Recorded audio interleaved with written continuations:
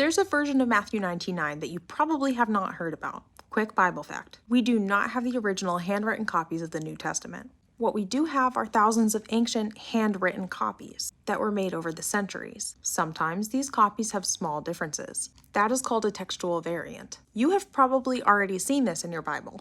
There's brackets around the story about the woman caught in adultery from John 8.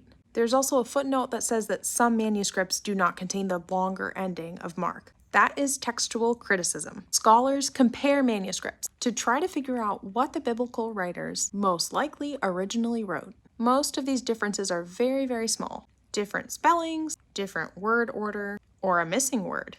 But occasionally, these small differences actually change the meaning of the verse.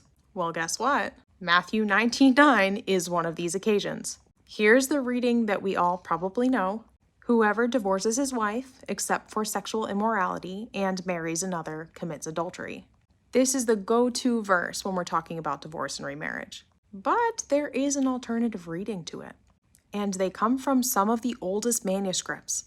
Instead of marries another, commits adultery, it says he makes her commit adultery. This is not a medieval change. Codex Vaticanus, a 4th century manuscript, contains this reading. So do other old manuscripts. And here's what makes it interesting. In these manuscripts, this verse sounds almost identical to Matthew 5:32, where Jesus says, "A man who divorces his wife, except for sexual immorality, makes her commit adultery."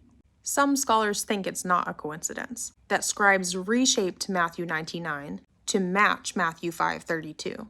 So I'm not claiming that this textual variant proves the familiar reading wrong, but I am saying this: a valid textual variant exists in Matthew 19:9.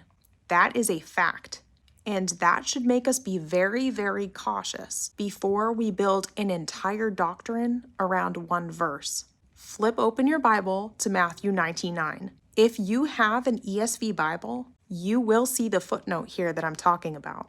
Translators constantly deal with variants like this. Nobody panics about it. So when a variant shows up in one of the most disputed New Testament verses ever, it seriously deserves the same attention that the end of Mark and John chapter 8 do.